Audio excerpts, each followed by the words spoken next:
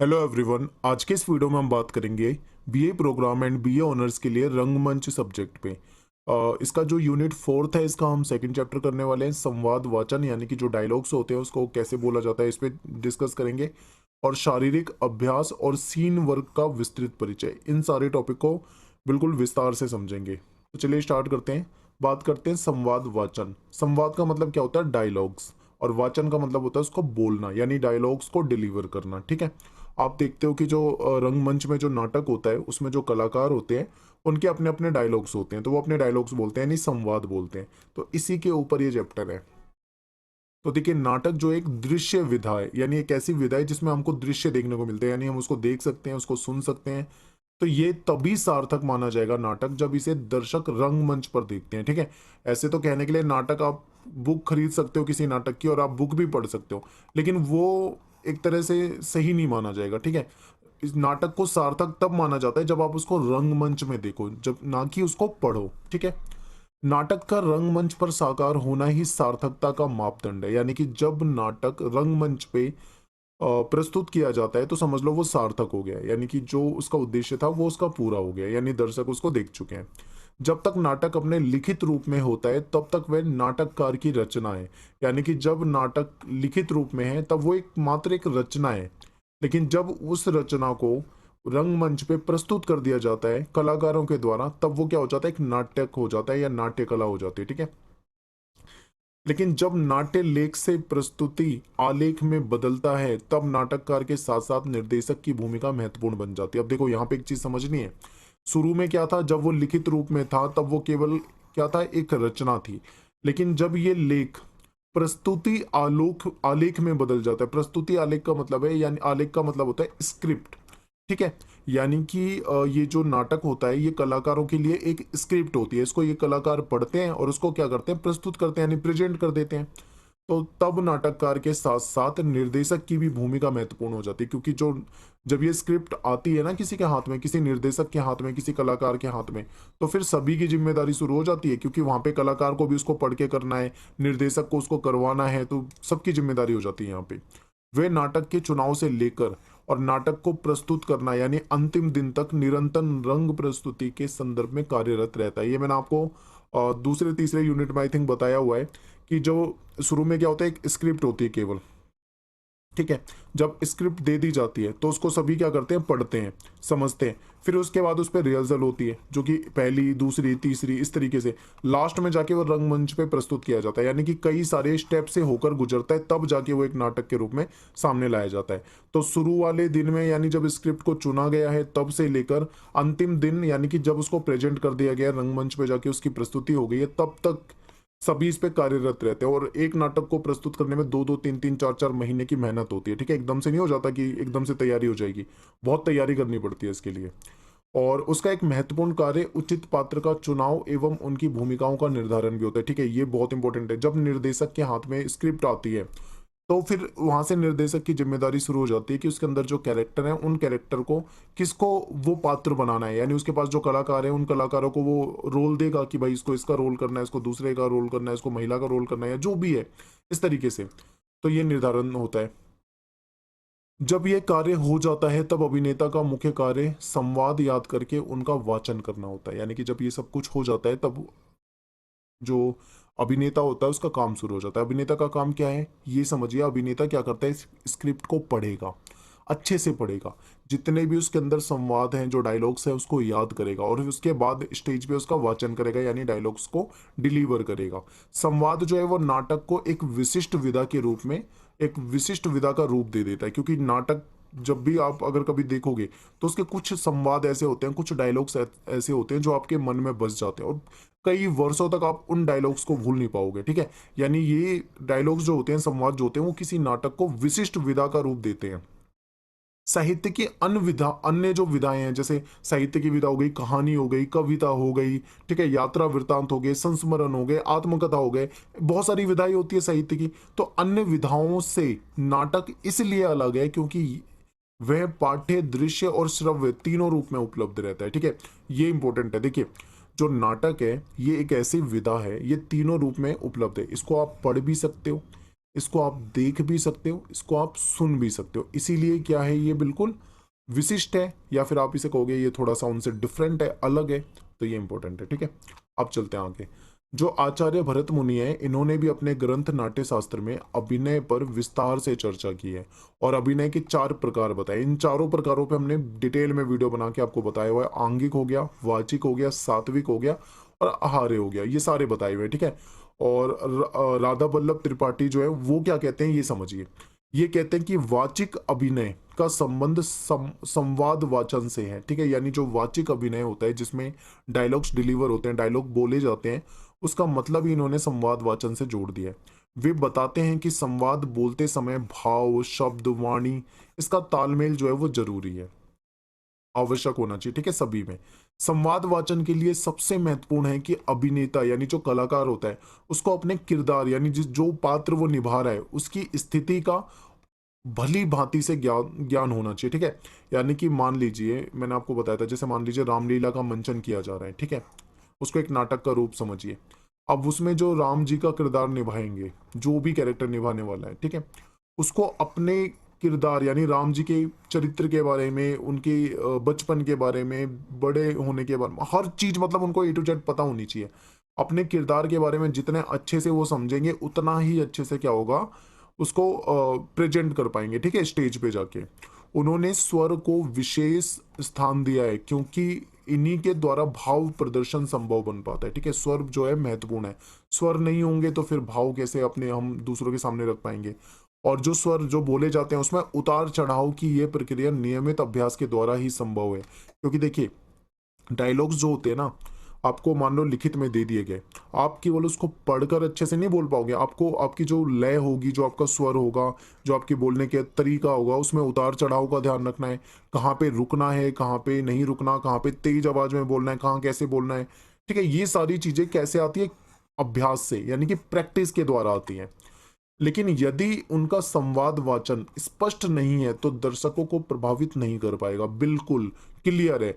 अगर मान लो आप नाटक देख रहे हो और आपके सामने कलाकार नाटक कर रहे हैं और उनके नाटक खेलते वक्त उनके जो संवाद है वो क्लियर ही नहीं है, आपको समझ ही नहीं आ रहे हैं वो किस तरीके से बोल रहे हैं, तो वो आपको कैसे प्रभावित कर पाएगा। ठीक है, तो ये बिल्कुल सिंपल है। टूटा फूटा शब्द हो गया, या जिस शब्द का अंत ना हो, या ध्वनि और अक्षरों का गलत उच्चारण करना, ठीक है, अधूरे व्यक्ति के समान ही होता है एक तरह से, आप ये मानिए। टूटे फूटे शब्द वगैरह ये सब इस्तेमाल नहीं करनी चाहिए कभी भी। संवादों का नियमित अभ्यास से अनुकरण करते हुए वाचन से अभिनय को प्रभावशाली बनाया जा सकता है। यानी जो संवाद होते हैं उस पर रेगुलर आपको प्रैक्टिस करनी है, अभ्यास करना है, अनुकरण करना है। यानी कि कोई बोलता है आपके सामने संवाद, तो उसको आपको सुनना है और उसको फॉलो करना है। ठीक है, अनुकरण का मतलब फॉलो करना। और अभिनय को प्रभावशाली बनाया जा सकता है अगर प्रैक्टिस होगी और अनुकरण होगा। ठीक है, उस पे बहुत ज़्यादा अभ्यास होगा तो वो प्रभावशाली बन पाएगा। अच्छी आवाज़ कला और कलाकार दोनों के लिए वरदान है। आवाज़ अच्छी होना ईश्वरीय वरदान हो सकता है, पर उसका किस तरह और कब कैसे प्रयोग करना है ये मानव पे निर्भर करता है। ये भी इंपॉर्टेंट है। देखिए अच्छी आवाज़ होना आपको पता है कि कलाकार के लिए बहुत ज़्यादा इंपॉर्टेंट होता है, क्योंकि अगर आवाज़ अच्छी है तो कलाकार को उसका बेनिफिट मिल जाता है। लेकिन आवाज़ अच्छी होना ये हमारे हाथ में नहीं है। जो मेरी आवाज़ है वो मेरी है, जो आपकी आवाज़ है वो आपकी है। ठीक है, हम सभी को आवाज़ जो है वो ईश्वर से मिली है, यानी ये ईश्वर का वरदान है। हो सकता है किसी को अच्छी आवाज़ मिली हो सकता है किसी को अच्छी आवाज़ ना मिली हो। ठीक है, ये हम हमारे ऊपर नहीं, ये ईश्वर के ऊपर डिपेंड करता है। लेकिन ये चीज हमारे ऊपर डिपेंड करती है कि आवाज जो है उसका प्रयोग कब और कैसे करना है। ठीक है, ये तो हमारे ऊपर निर्भर करता है।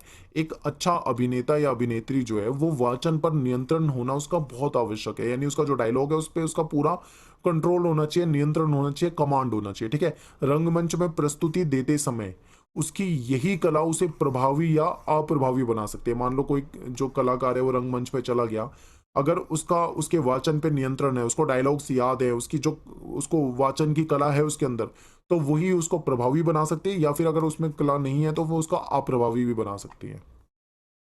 और नाटक में ये ध्यान दिया जाता है कि जो अंतिम सीट पर बैठा हुआ दर्शक है उस तक आवाज जो है बिल्कुल स्पष्ट होनी चाहिए। यानी जो लास्ट में बैठा हुआ दर्शक है उसे भी आपकी आवाज क्लियर सुनाई देनी चाहिए। ठीक है, जो भी कलाकार मतलब अ, जो भी एक्टिंग कर रहे हैं वहां पे। और भाव के साथ वहां तक पहुंचनी चाहिए, और भाव तक पहुंचाना, भाव के साथ पहुंचाना, ये कलाकार के लिए चुनौती हो जाती है। कलाकार जो है वो संवाद के द्वारा नाटककार और निर्देशक की परिकल्पना को मंच पे साकार करता है, क्योंकि जो नाटककार है, जो नाटक को लिखने वाला है, उसने तो भाई नाटक लिख के अपनी जिम्मेदारी निभा दी। अब शुरू होती है निर्देशक की जिम्मेदारी कि उसको उसे नाटक के रूप में सबके सामने दिखवाना है, ठीक है, सबको मतलब इंट्रोड्यूस कराना है उससे आगे। इन्हीं पे ये सारी चीजें डिपेंड करती है। दर्शक तक नाटक को पहुंचाने का माध्यम जो होता है वो होता है एक्टर, यानी अभिनेता। जो कलाकार होते हैं वो दर्शक तक पहुंचाते हैं नाटक को, और जो हमारे जो कलाकार हैं इनकी संप्रेषण की जो ठीक है स्किल है वो बहुत अच्छी होनी चाहिए। उनका संवाद वाचन जो है वो बहुत बढ़िया होना चाहिए। और संप्रेषण जो होता है वो दो तरह के से कार्य करता है। एक तो होता है शाब्दिक, ठीक है, और एक होता है गैर शाब्दिक। शाब्दिक में क्या होता है, हम तो सीधा बोल देते हैं। आप देखोगे कि डायलॉग्स बोले जा रहे हैं, जबान से बोले जा रहे हैं, मुंह से बोले जा रहे हैं, तो वो शाब्दिक हो गए। लेकिन कई जगह पे हाव भाव देखे जाते हैं जो गैर शाब्दिक होते हैं, यानी कि हाव भाव के जरिए भी, मतलब उसमें एक्टिंग में हाव भाव, हाथ पैर मुंह, ठीक है, मुद्रा वगैरह, ये सारा का सारा आपको पढ़ाया हुआ है। तो इनके द्वारा भी एक्टिंग की जाती है जो कि गैर शाब्दिक होती है, ठीक है, जिसको अशाब्दिक भी कहा जाता है। अब बात करेंगे संवाद वाचन की प्रक्रिया चार तरह से प्रयोग में लाई जाती है। सबसे पहले क्या है, तात्कालिक वाचन। इसमें क्या होता है समझिए, तात्कालिक वाचन नाम से ही पता लग रहा है, तात्कालिक यानी अर्जेंट कुछ होगा, तो समझिए इस विधि का प्रयोग जो है वो संवाद वाचन के दौरान सुधार करते रहने की प्रक्रिया में किया जाता है। इसमें क्या होता है, अभिनेता अभिनेत्री जो है वो निर्देशक के द्वारा दिए गए निर्देशों और अवस्थाओं में चरित्र के अनुसार बोलने का अभ्यास करते हैं। यानी कि इसमें क्या होता है, इसमें जो संवाद होते हैं बोले जाते हैं, उसी दौरान अगर उसमें कुछ कमी होती है तो उसको सुधारा जाता है। इसकी एक प्रक्रिया होती है। इसमें जो अभिनेता हो गया या जो अभिनेत्री हो गई, और जो उनको जो निर्देशक होता है यानी डायरेक्टर जो होता है वो उनको निर्देश देता है, ठीक है, डायरेक्शन देता है कि ऐसे ऐसे तुम्हें करना है, इनको उसको मानना पड़ता है, और चरित्र के अनुसार बोलने का अभ्यास करना होता है। यानी यहाँ पे प्रैक्टिस चल रही है एक तरह से, समझिए, ठीक है। इसके बाद होता है सुनियोजित वाचन। सुनियोजित यानी पूरी प्लानिंग के तहत। तो इसमें अभिनेता अभिनेत्री जो है नाटक के पाठ का सुनियोजित तरह से वाचन करते हैं, यानी पूरे प्लानिंग के तहत इसमें बातें करते हैं। इसमें नाटक की स्क्रिप्ट के अनुसार ही संवाद वाचन की प्रक्रिया को तैयार किया जाता है। और नेक्स्ट है आपका पांडुलिपि वाचन। इस प्रक्रिया में क्या होता है, केंद्र बिंदु नाटक की पांडुलिपि होती है, यानी स्क्रिप्ट हाथ में रखी जाती है, और वाचिक जो है अभिनय हेतु अभिनेता हो गया या अभिनेत्री हो गई, वो नाटक के पाठ की तैयारी जो करते हैं वो कॉपी लेकर, ठीक है, वाचन का अभ्यास करते हैं, यानी हाथ में अपने स्क्रिप्ट रख लेते हैं और फिर डायलॉग्स बोलते हैं। फिर धीरे धीरे धीरे धीरे करके जब उनको याद होने लग जाते हैं तो वो उसको छोड़ देते हैं कॉपी को। नेक्स्ट आपका स्मृति वाचन। स्मृति मतलब याद होता है, ठीक है, जो हमारी याद में बस जाए, स्मृति में बस जाए। तो इस विधि में अभिनेता जो होता है स्क्रिप्ट में लिखित अपने संवादों को अच्छी तरह याद करता है। जब उसको अच्छे से याद हो जाते हैं उसके पश्चात वो प्रदर्शन उसका करता है, ठीक है, यानी प्रदर्शन से पहले उसकी प्रैक्टिस करता है, अभ्यास करता है, और प्रस्तुति के दिन अपनी स्मृति के आधार पर वाचन करता है। अब देखिए, जिस दिन रियल में नाटक कर रहा होगा ना वो कलाकार, उस दिन वो हाथ में स्क्रिप्ट लेके नहीं जाएगा कि हाथ में पढ़ पढ़ के बोलेगा डायलॉग, ऐसा नहीं होता। ये सब पहले होता है, प्रैक्टिस करनी होती है, उस दौरान होता है, ठीक है, पांडुलिपि सुनियोजित और ये तत्कालिक, इस तरीके की चीजों में। लेकिन जब रियल में करना होता है ना तो वहां पे क्या होता है, डायरेक्ट ही उसको डायलॉग्स बोलने पड़ते हैं अपनी स्मृति के आधार पर, यानी याद करके। नेक्स्ट आपका शारीरिक अभ्यास। शारीरिक अभ्यास को देखते हैं। देखिए, भरत मुनि जो है इन्होंने नाट्य शास्त्र में अभिनय के चार प्रकार बताए थे, ठीक है। चारों प्रकार जो है हम यूनिट 2, 3 इससे पहले वाली यूनिट में पढ़ चुके हैं। और उसमें से एक था आंगिक अभिनय, और आंगिक अभिनय में ही शारीरिक की क्रियाएं वगैरह आती है, तो इसीलिए हम आंगिक पे अभी फोकस करेंगे, उसको समझेंगे। इन्होंने अभिनय के 6 अंग भी माने थे, ठीक है। वो 6 अंग माने थे जिसमें सिर, हाथ, कटी, वक्ष, पार्श्व, चरण, इन सभी अंगों का उल्लेख हो जाता है। यानी कि सिर के जरिए भी हमारा अभिनय होता है, हाथ के जरिए भी होता है, ठीक है, ये सब बताया हुआ था। और 6 उपांग के साथ मिलकर आंगिक अभिनय को प्रस्तुत करते हैं, ये भरत मुनि ने बताया था। तो भरत मुनि जो है इन्होंने अच्छे अभिनेता के लिए शरीर, यानी शरीर पे पूरा कंट्रोल होना चाहिए, वाणी वाणी अच्छी होनी चाहिए, और मस्तिष्क, इन तीनों तत्वों को मेन माना था, ठीक है। इन तीनों चीजों पे उसका अच्छा कमांड होना चाहिए। शरीर को सबसे पहले साधना, शरीर जो है वो सबसे पहले साधना है, और इसलिए शरीर की भाषा जो होती है जिसे हम देह की भाषा भी कहते हैं, ठीक है, इसके लिए अभ्यास करें। अब यहाँ पे क्या आपको समझाया जा रहा है कि जो कलाकार होता है उसको, उसका जो शरीर होता है वो सुडौल होना चाहिए। आपको पता है ना कि जो आपके एक्टर वगैरह होते हैं वो अपने शरीर पे बहुत ज़्यादा फोकस करते हैं। क्यों करते हैं? ताकि उनके शरीर जो है वो लचीलापन हो उसके अंदर, ठीक है, उनकी बॉडी देखने में अच्छी हो, और बहुत तरह की चीज़ें होती हैं जो शरीर अभिनय वालों के लिए शरीर पे बहुत ज़्यादा ध्यान दिया जाता है। और जैसे कि डांस वगैरह होता है, उसमें भी वो भी एक तरह से देह की भाषा यानी शरीर की भाषा ही होती है। नाटक में एक अभिनेता के पास खुला स्पेस होता है पूरा, वो अपनी कल्पनाशीलता से कुछ भी गढ़ पाने में समर्थ होता है। लेकिन उसके लिए उसको क्या करना पड़ता है, प्रैक्टिस ज़रूरी है उसके लिए। और इन सब में पहला जो है वो है योग। अभिनेता का शरीर जो है लचीला होना चाहिए, ठीक है, जिसमें वो चरित्र के अनुसार अपने शरीर को ढाल ले। अगर उसका शरीर लचीला नहीं है तो बहुत सारे कैरेक्टर ऐसे हैं जिसको वो कर ही नहीं पाएगा। इसलिए उसे एक्सरसाइज करनी चाहिए, योग करना चाहिए, ठीक है, योगा वगैरह करना चाहिए, अपने शरीर को लचीला बनाना चाहिए, ताकि जैसा भी कैरेक्टर उसको निभाना उसके अकॉर्डिंग ढाल ले। तो जैसे आपने देखा होगा मूवी वगैरह में क्या होते हैं, कई बार जो कुछ हीरो होते हैं अपना वजन 10-10 किलो तक बढ़ा लेते हैं, कई बार अपना वजन 10-10 किलो तक घटा लेते हैं, कुछ रोल के लिए, कुछ कैरेक्टर के लिए, जैसा वो कैरेक्टर था वैसा दिखने के लिए। इसके बाद बात करेंगे, यहाँ पे टाइपिंग की मिस्टेक है, ये है पाश्चात्य। पाश्चात्य दृष्टि से अभिनय के 5 अंग माने गए हैं, ठीक है, जो पश्चिमी अगर हम नजरिए से देखें तो इन्होंने अभिनय के 5 अंग माने हैं। इसमें मुख अभिनय हो जाएगा, मुंह के द्वारा शरीर अभिनय, गति, वेग और वाणी के द्वारा अभिनय, ये इसके 5 प्रकार हो गए। जो स्टेनली हैं ये क्या कहते हैं, इसे समझिए, ये कहते हैं कि मनुष्य की आत्मा के तत्वों और शरीर के तत्वों को विभाजित नहीं किया जा सकता, यानी आत्मा और शरीर के तत्व जो है वो कहीं ना कहीं मिले हुए हैं, उसको अलग नहीं किया जा सकता। अनेक तरह के शारीरिक अभ्यास, योगासन, तैरना, कुश्ती करना, ठीक है, दौड़ना, घुड़सवारी, प्राणायाम, जिम्नास्टिक, इन सभी का नियमित अभ्यास आवश्यक है। एक जो कलाकार होता है उसके लिए ये सारी चीजें आवश्यक होती है। मन को शांत और एकाग्र रखने के लिए, शारीरिक रूप से गतिमान बने रहने के लिए, ठीक है, उसको शारीरिक अभ्यास की जरूरत पड़ती है। तो ये कौन कह रहा है, ये पाश्चात्य कह रहा है, यानी जो पश्चिमी जो नाटक के लिए उन्होंने ये कहा है। नाटक में अभिनय के लिए शारीरिक अभ्यास बहुत जरूरी होता है। लगातार अभ्यास और अच्छे मार्गदर्शन के कारण क्या होता है, एक अभिनेता जो होता है उसको अपना जो हुनर है उसको निखारने के लिए उसको टाइम मिलता है, ठीक है, वो निखार सकता है। रंगमंच की दुनिया में जो अनाड़ी है, यानी जिसको कुछ नहीं आता, वो भी अगर कठिन अभ्यास करे, बहुत ज़्यादा प्रैक्टिस करे और अच्छा उसको मार्गदर्शन मिल जाए, अच्छी सलाह मिल जाए, तो उसके माध्यम से वो खिलाड़ी बन सकता है। यानी अनाड़ी से क्या बन जाएगा, खिलाड़ी बन सकता है, अगर उसको अच्छा मार्गदर्शन और अच्छी प्रैक्टिस हो जाए तो मिल जाए।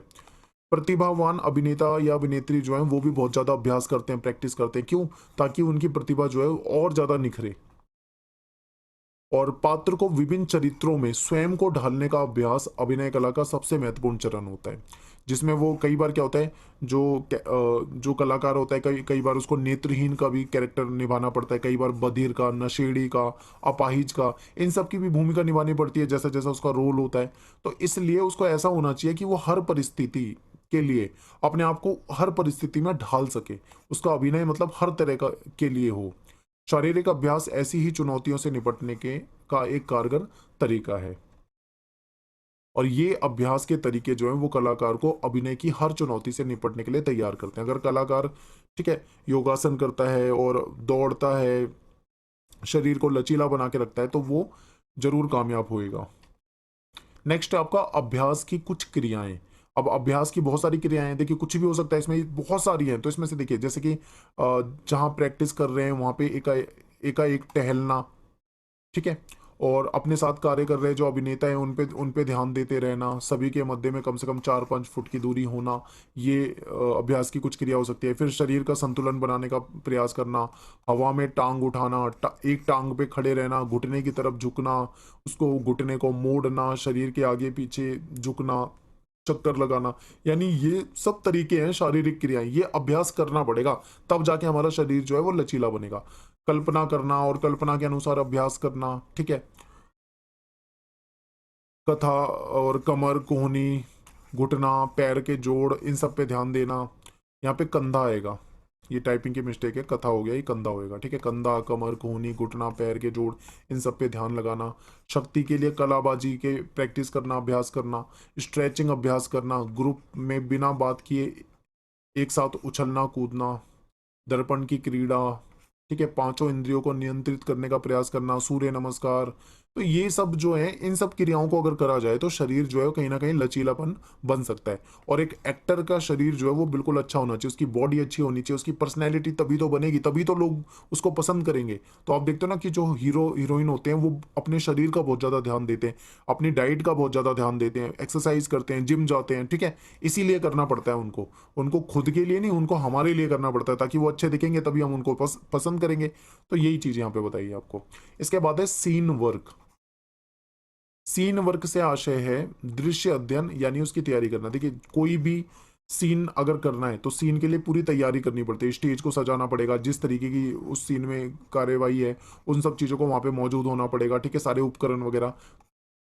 तो ये नाटक के पक्ष यानी प्रस्तुति से जुड़ी हुई प्रक्रिया है जिसका संबंध जो है वो निर्देशक और अभिनेता या अभिनेत्री से होता है। सीन वर्क में होता क्या है, देखिए इसमें पात्र की भूमिका से संबंधित जो स्थिति होती है उसका बहुत ध्यान से अध्ययन किया जाता है। उसके जो कैरेक्टर है उस कैरेक्टर के अकॉर्डिंग ही स्टेज को सजाया जाता है, यानी दृश्य बनाया जाता है, उसकी तैयारी की जाती है।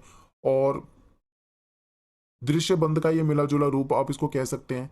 इसमें दृश्य बंद में दृश्य सज्जा यानी पूरी उसकी सजावट होगी और उसके द्वारा एक सीन को निर्धारित किया जाता है। देखिए स्टेज में क्या होता है, आपको अलग-अलग सीन दिखेंगे। अलग-अलग सीन में जो स्टेज में कई तरह की चेंजेस करने पड़ते हैं। तो प आप देखते हो ना, पर्दा गिर जाता है तो कुछ लोगों को दिखता नहीं, वो पीछे तैयारी कर लेते हैं, जल्दी-जल्दी सामान-वामान उठा के इधर-उधर करके सीन तैयार कर देते हैं। तो यही आपको बताया जा रहा है। और इसी तरह दृश्य अध्ययन द्वारा अभिनेता-अभिनेत्री जो है वो दृश्य का निर्माण करते हैं, दृश्य का अध्ययन करते हैं, उसके बाद फिर वैसा ही सीन बनाते हैं। फिर उसमें रिहर्सल वगैरह होती है, पूर्वाभ्यास होता है, ये सारी चीज़ें इसके अंदर आ जाती हैं। और सीन वर्क की प्रक्रिया में अभिनेता-अभिनेत्री को संवाद की परिस्थिति के अनुसार अलग-अलग दृश्य तैयार करने को कहा जाता है। अलग-अलग जैसे-जैसे डायलॉग्स हैं उसके अकॉर्डिंग ये दृश्य बनाने पड़ते हैं और अपने साथी अभिनेताओं के संग मिलकर दृश्य का विश्लेषण किया जाता है, ठीक है?